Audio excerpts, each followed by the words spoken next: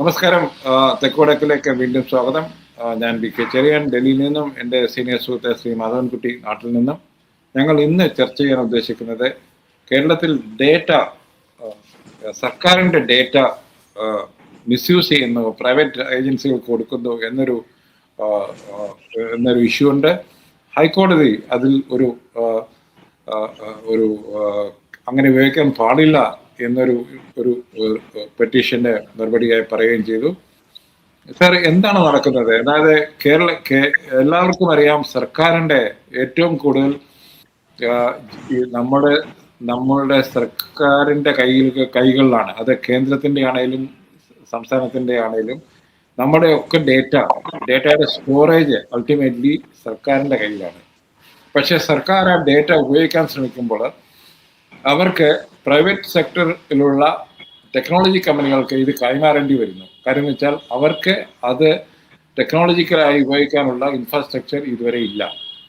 അത് കേന്ദ്രത്തിലാണെങ്കിലും സംസ്ഥാനത്തിലാണെങ്കിലും. പക്ഷേ നമ്മുടെ രാജ്യത്തെ ഏറ്റവും വലിയ ഡേറ്റ സ്റ്റോർ ഹൗസ് എന്ന് പറയുന്നത് സർക്കാരാണ്. അതുകൊണ്ട് തന്നെ ആയിരിക്കണം ഞങ്ങളൊക്കെ സിറ്റികളുടെ ഡൽഹിയിലൊക്കെ കയറാറുണ്ട്.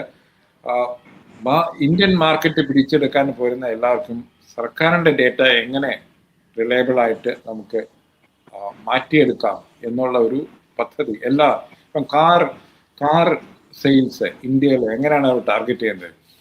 10 ലക്ഷത്തിൽ കൂടുതൽ വരുമാനമുള്ള ആൾക്കാർ ഒരു സിറ്റിയിൽ, ഡൽഹിയിൽ എത്ര പേരുണ്ട് എന്നുള്ളൊരു ഡേറ്റ ഈ കാർ കമ്പനികളുടെ കയ്യിൽ കൊടുക്കുകയാണ്. അവർ മേടിക്കുകയാണ് മാർക്കറ്റിൽ നിന്ന്. സർക്കാരിൻ്റെയാണ് ഡേറ്റ. അത് 10 ലക്ഷത്തിൽ കൂടുതൽ ITR, ഇൻകം ടാക്സ് ഫയൽ ചെയ്യുന്നവരുടെ ഡേറ്റ അവരുടെ കയ്യിൽ, കാർ കമ്പനികളുടെ കയ്യിൽ വരുമ്പോൾ, അല്ലെങ്കിൽ കാർ ഡീലേഴ്സിന്റെ കയ്യിൽ വരുമ്പോൾ നിങ്ങൾക്ക് ഫോൺ കിട്ടും. നിങ്ങൾക്ക് ഇന്ന കാർ മേടിക്കാൻ താല്പര്യമുണ്ടോ? പ്രത്യേകിച്ച് നമ്മളൊക്കെ ഗൂഗിളിലും ഫേസ്ബുക്കിലും സോഷ്യൽ മീഡിയയിലും കാറുകളുടെ അഡ്വർടൈസിലും നമ്മൾ പോയി ക്ലിക്ക് ചെയ്താൽ നമുക്ക് ഫോൺ കിട്ടും. അപ്പോൾ അവർ വെരിഫൈ ചെയ്യും ഇയാൾക്ക് 10 ലക്ഷത്തിൽ കൂടുതൽ അല്ലെങ്കിൽ 8 ലക്ഷത്തിൽ കൂടുതൽ വരുമാനമുണ്ടോ, അയാൾക്ക് ജോലിയുണ്ടോ എന്നൊക്കെ അവർക്ക് ITR നോക്കിയാൽ അറിയാൻ പറ്റുമല്ലോ. അപ്പൊ ഈ ഒരു സംഗതി അത് രാഷ്ട്രീയമായി ആദ്യമായി ഉപയോഗിക്കാൻ തീരുമാനിക്കുകയും അത് എഫക്റ്റീവായി നടപ്പിലാക്കിയതും BJP ആണ്. അത് നമ്മൾ 2014 കണ്ടതാണ്.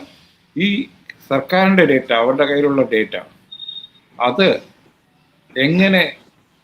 എങ്ങനെ രാഷ്ട്രീയ പ്രൊപ്പഗൻഡയ്ക്ക്, സർക്കാരിൻ്റെ പദ്ധതികളുടെ പ്രൊപ്പഗൻഡയ്ക്ക് ഉപയോഗിക്കാം എന്നുള്ള ഒരു മോഡൽ ശരിക്കും കാണിച്ചു തന്നേക്കുന്നത് BJP ആണ്.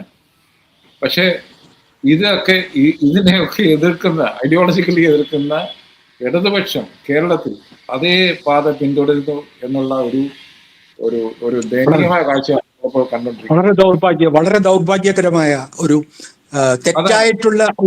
വളരെ ദൗർഭാഗ്യകരമായിട്ടുള്ള ഒരു പൗരന്റെ സ്വകാര്യതയെയും അയാളുടെ അവകാശങ്ങളുടെയും ചോദ്യം ചെയ്യലാണെന്ന് വരുമ്പോൾ ഒരു ഇടതുപക്ഷ സർക്കാരിന്റെ ഭാഗത്തു നിന്ന് ഇത്തരത്തിലുള്ളൊരു നീക്കം ഒരിക്കലും നിങ്ങൾക്ക് അംഗീകരിക്കാൻ കഴിയില്ല. കാരണം